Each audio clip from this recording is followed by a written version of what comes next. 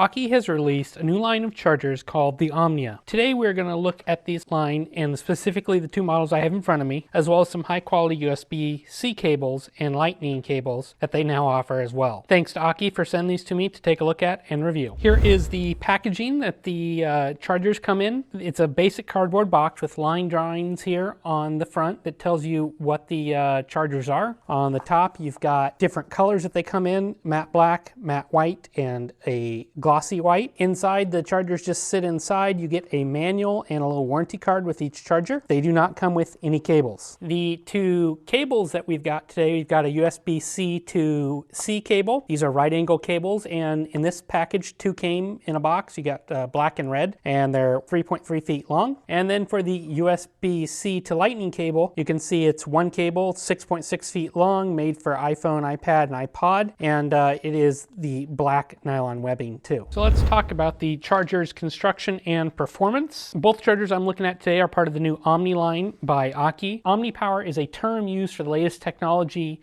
that rolled all into one charging solution here. Both chargers I'm looking at are gallium nitride. That allows you to have more power in a smaller space. And a little bit of comparison here. Here is an Anker PowerPort 3 Duo that I reviewed a month or two ago. It's 2-port USB. And it's only like 30 watts. So here is Aukey charger, also USB-C. This is 65 watts of power, and you can see it's quite a bit smaller in its overall footprint. It's about the same thickness, but it's twice the power. And just to give you how small this is, here's a standard US key. It's about 1 key in diameter, less than a key in height and length. It's really a small charger given its power. Other technologies these chargers feature are USB-C PD for power delivery, meaning it can increase and decrease power as the devices need it, and dynamic detect, which ensures power is distributed evenly between ports when you have more than one device plugged in. So let's start off looking at the PA-B4, which is the charger I've been using the most due to it having two USB-C ports. And as I mentioned, it's quite small in size. It's got folding prongs here. Its specs are all on the bottom, and these are just impossible to read, so I'll read them out here in a minute. You can see it's got an LED here to let you know that it's turned on. You can also see it's got a computer here, and this is the higher wattage port of the two. This can do the full 65 watts, and if you plug in both devices, then you get 45 on top and then 12 on the bottom, so you don't quite get all 65 watts. Okay, to test this, I've got my laptop plugged in using the Aukey right angle cables I was telling you about into my meter and plugged into the top port here. The laptop's not super low power, but you can see it's charging at 33 watts right now. I'll insert a photo of it doing more here earlier. And I had to take off my meter here to get my phone to charge just because we had a little bit of a size issue here. We can see that these two cables are fairly close together, but we can see at the bottom here barely it is saying fast charging, and it'll be done in about 55 minutes. And given my phone's currently at 54%, that's not too bad. From previous testing, it's drawing about 12 watts. So I'm going to unplug that and show you what the iPad's doing. I tested several configurations with both chargers. Like right now I've got my iPad plugged in, and it's doing 12 watts as you can see here. And that's what's really nice here. On that top port, plug in my laptop and it can charge it up to 45 watts.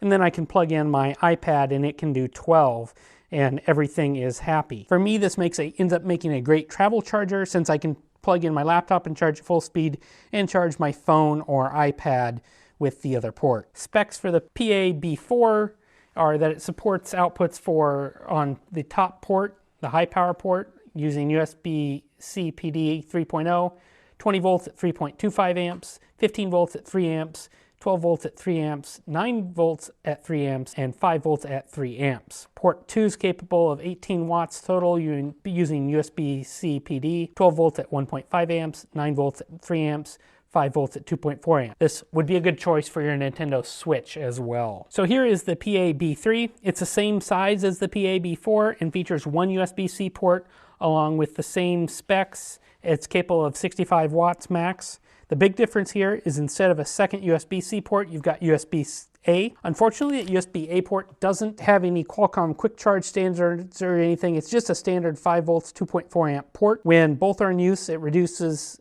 from 65 watts on the top port down to 45. So I've got it plugged in to a Anker power bank here. You can see it's pulling 28.28 volts, which is just about as fast as this thing charges. I don't unfortunately have any devices that actually can pull a full 65 watts of true power. Specs for that PA-B3 that I've got here. Port 1, 65 watts, USB-C 3.0, 20 volts, 3.25 amps, 15 volts, 3 amps, 12 volts, 3 amps, 9 volts, 3 amps, 5 volts, 3 amps. Port 2 is 5 volts, 2.4 amps. A few words on cable construction. I've really enjoyed my time with these and I really have no complaints about them. Both cables come with the Velcro organizer here, which I find really nice, helps keeps things organized. My Anker cable that's similar here, that's longer, doesn't have that, and you can see it's just a little bit of a mess. I found right angle USB to be pretty handy. On most situations, I didn't have any clearance issues. My phone's got a case here and it connects securely. If you've got a larger case, it may not fit and may not clear, but in this case, I did just fine. I think right angle cables are nicer to use too when you're using the phone and trying to charge, just because you have a less angle here and you're putting less strain on the cable itself and on the port.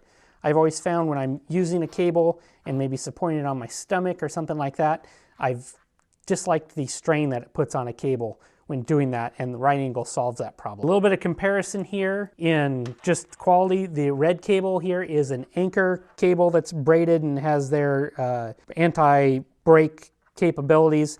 The Aukey doesn't really say if it's got the same anti-break and anti-force cables, but it's nicely reinforced here. It's nicely braided.